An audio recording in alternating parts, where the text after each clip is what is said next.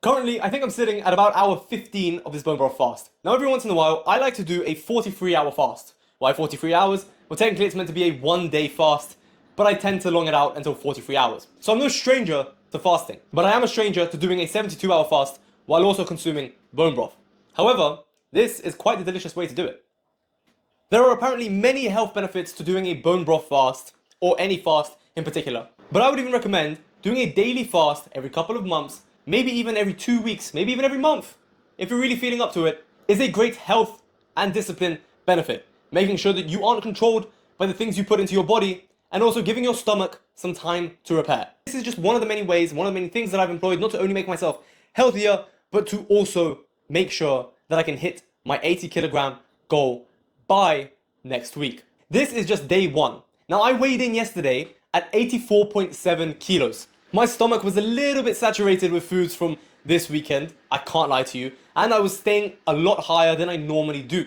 Normally, currently, I would argue that I'm about 83 kilos on average. When I have a little bit of food in my system, maybe I've had a little workout, but I haven't sweat all of the water out, and once again, my stomach has something in it. On average, currently, when I'm sitting without any food in my stomach, I'm sub 82 kilos. So that just goes to show how much of a difference there is when you're losing or even gaining fat, weight, muscle, whatever the case might be. The scales aren't always your best frame of reference. Regardless, that was yesterday. Today, I'm currently sitting at 83.4 kilograms, a whole kilogram and 300 grams lower than I was sitting yesterday. And my guess is that by the end of this challenge, I'm going to be sitting at roughly 79.5 kilos. That means nothing in my stomach. That means maybe a workout tomorrow and the day after, but who the hell knows? Chances are I'm not going to be moving a lot, except for getting my 10,000 steps every single day, which I recommend every single one of you do anyway. And out of that roughly 2 kilo drop, I'm going to estimate that about 1 kilogram or 700 grams of that will be pure fat. Because at the end of the day, I'm not trying to drop muscle, I'm trying to drop fat.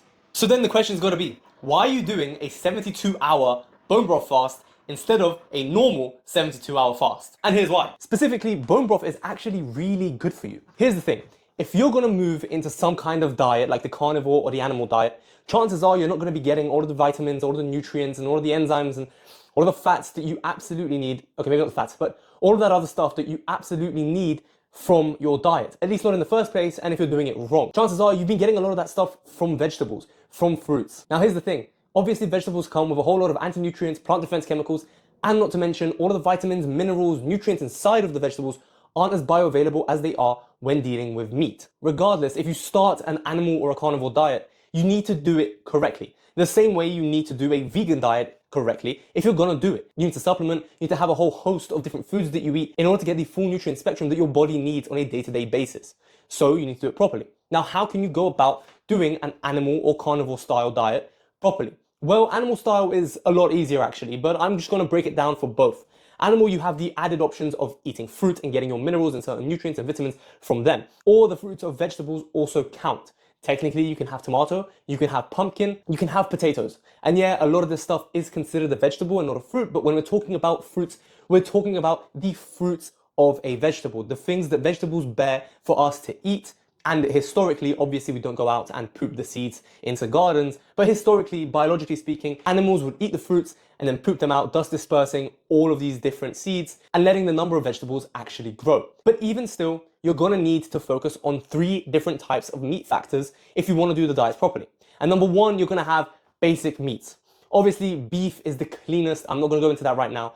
But along with that, you're gonna have to eat some kind of organ meats, liver, tail, heart, tongue. All of these organs have their own set of nutrients, vitamins, and minerals that benefit the body, that basic meat like sirloin steaks or chicken breasts don't actually contain, or don't contain enough of. And so you need all this extra stuff.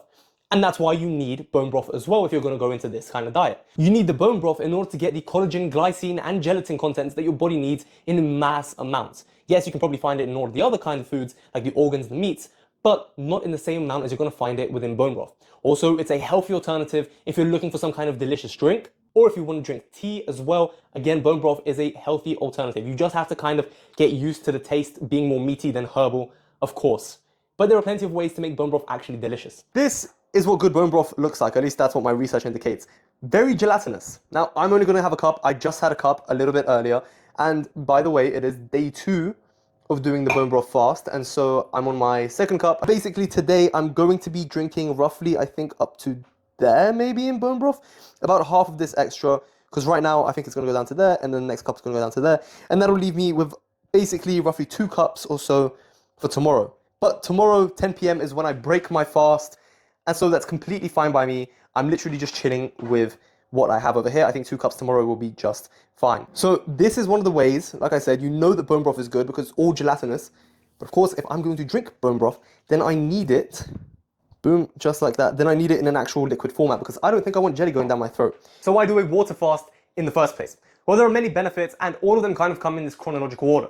So if you do a 12 to 24 hour, aka a 1-day water fast, you're probably going to get the benefits of that time period. You're not going to get all of the benefits. In the first 12 to 14 hours, your body basically depletes its glycogen stores and it begins to become more insulin sensitive. As you get a little bit deeper into this fast, between hours 14 and 24 usually, your fat begins to oxidize, aka your body begins to use fat as fuel instead of using the carbs and stored glycogen for energy instead. You basically enter a mild sort of ketosis where your body is using a better energy source. Now during this time, growth hormone in your body increases in order to stop the body from metabolizing muscle as well.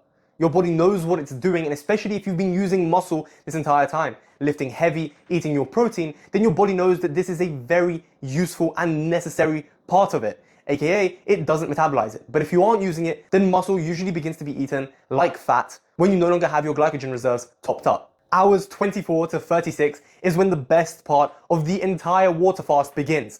Autophagy, aka cell repair and recycle. Your cells don't just die out, they actually get recycled during this process. And this is about the time when it begins to kick into full effect. Old, damaged, or even misfolded cells begin to be recycled. Your body begins to break them down in order to make space and have the raw materials necessary for creating all of the new cells that it's about to create. During this time, the toxic levels of your blood also probably diminish, reducing inflammation across the whole body, and you enter a further state of ketosis, which is also one of the top reasons to do this.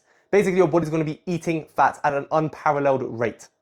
Between hours 36 and 48, your insulin sensitivity peaks, your fat burning also peaks, and autophagy begins in its fullest. Stem cells begin to produce new white blood cells in order to replace the old ones that were recycled. And because you're in a deeper state of ketosis, your mind is probably working better at this point. You have less brain fog, and all of the headaches that you were feeling at the start of the fast, you're no longer feeling. Right now, you're probably functioning on all 6 cylinders, aka peak performance. Between hours 48 and 72 is when autophagy truly begins in full effect.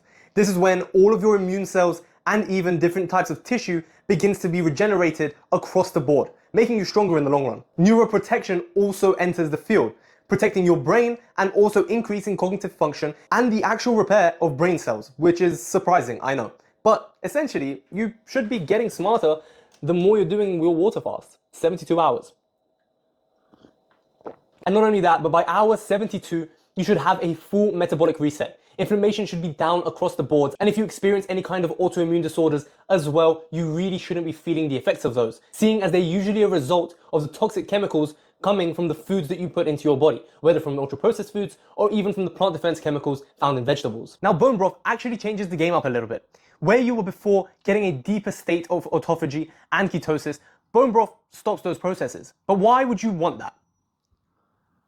Well, the goals of doing a bone broth fast or a pure water fast are completely different. With bone broth, you're essentially keeping muscle damage to an absolute minimum. The gelatin, collagen, and glycine, along with all of the other amino acids inside of the bone broth, might reduce the level of ketosis and the autophagy process, but it promotes a lot of other goodies. And I figured for my first 72-hour fast, this was probably the best way to go about it.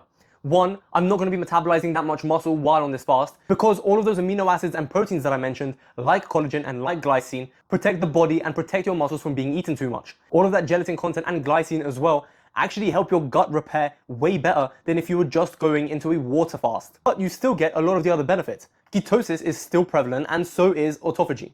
One of the reasons why I'm doing this bone broth fast in the first place. Ultimately, whether you want to do a water fast or a bone broth fast, there are different reasons to do both, and both are just as healthy and beneficial as long as you have some kind of fat on you. Realistically, the lower in fat you're going to be, the more your body is going to be metabolizing muscle because you don't have that much fat to use in the first place. That's one of the reasons why fat is actually necessary, so that you can go through the 72-hour fast of whatever kind you want.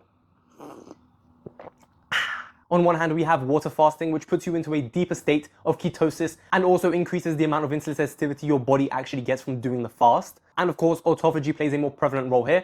And on the other hand, we have the bone broth fast, which repairs your gut microbiome far better than the water fast does, and also keeps your body from metabolizing more muscle than it actually needs to. It also happens to be easier. Getting to drink bone broth has been an absolute savior in being able to do the 72-hour fast. Like I said earlier, I usually do 43-hour fasts. That's just how my one-day fasts go. I start on the previous day around 10 p.m. I fast throughout the entire day, and then I end up eating at my usual regular time around 4, 5 the next day, aka roughly 43 hours of fasting.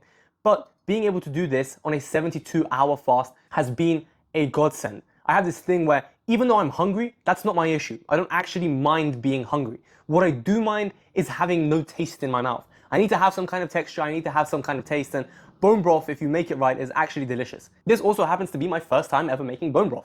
So how has day 2 been going for me? Well, I actually had a nightmare of a night, but I don't think it's because of the bone broth fast. Actually, I had this air conditioner cooler incident where it just dropped water for about 3 days before I found out, and because of that, my room is now moldy. But anyway, I was basically smelling that all night, and my back was hurting because even though I've gone through 2 different mattresses, yeah, apparently I'm just never going to sleep comfortably in my entire life, because I never have. Whatever the case, I don't think that my morning headache and drowsiness has anything to do with the fast. Like I said before, I've done this fast before, and doing it one day has never resulted in these kind of issues. As a matter of fact, even though I might get hungry, I don't really go through much else. I'm pretty solid the whole way through. What was a surprise, however, is that even though about a week ago I hit 81.6 kg, this morning I somehow managed to hit 84.7. I then came back home from work and was sitting at roughly 82.8. So body weight, because of water weight, basically goes all over the place, even when you're fasting, which I didn't think it would. In all honesty, I actually thought that I'd just be going down and down and down, and hopefully hitting my 80 kilogram goal by the end of this fast. But maybe that'll just happen a little bit down the line. I actually find that even though I might do this fast, and even though I've done fast before, usually I hit my lowest point in terms of body weight a day or 2 later, once I've gotten back to normal and I've had an intense workout because of all of the energy I have. But I digress. I actually feel fine. Other than the atrocious night's sleep and the headache I had this morning, I also had some black coffee, which apparently doesn't break you out of the fast, and having the bone broth right now has set me on the right path. So I have only 1 more day left, actually just over 24 hours. But I think it's going quite well, and I'm really excited to see the results tomorrow.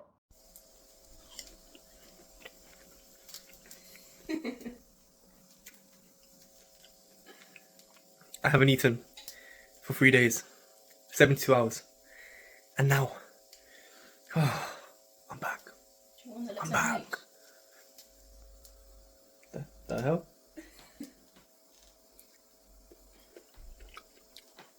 It's not bad. It's not bad. With that, the fast is officially done. I'm in office eating eggs, guac, had an ostrich burger from Costco left, and obviously some good old-fashioned steak.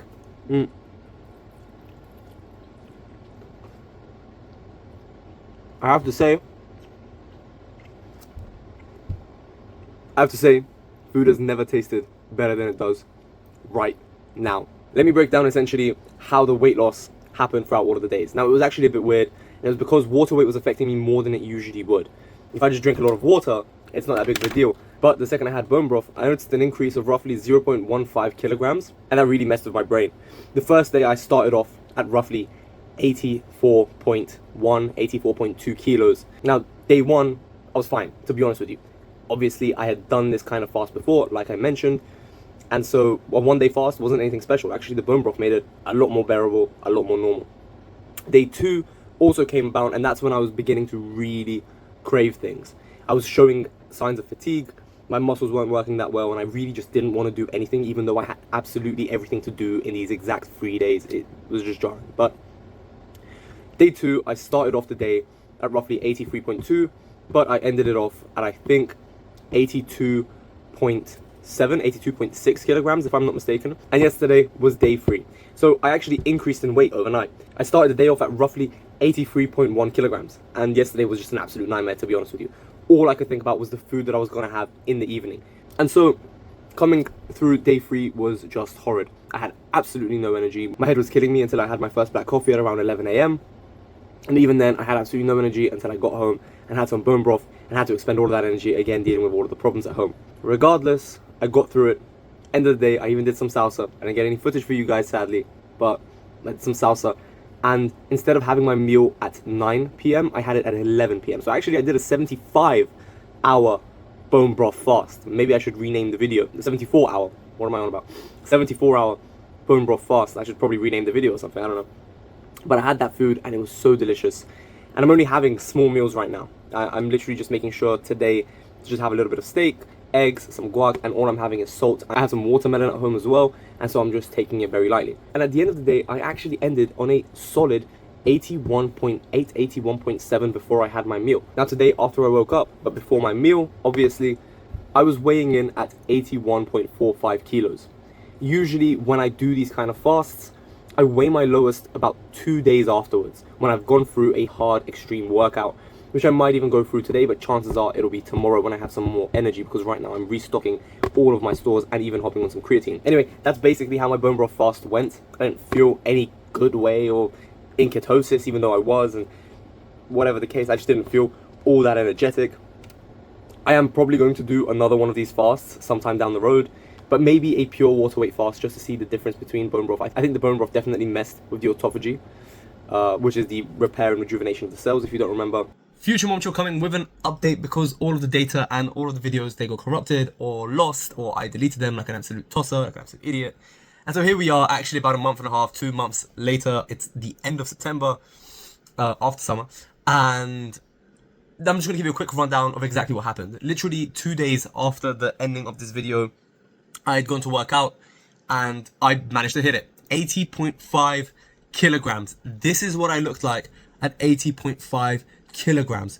Oh my god, pull-ups have never actually been easier. I managed to get to 12 pull-ups, easy mode. 14 was going to be light work, but I decided to just end it there.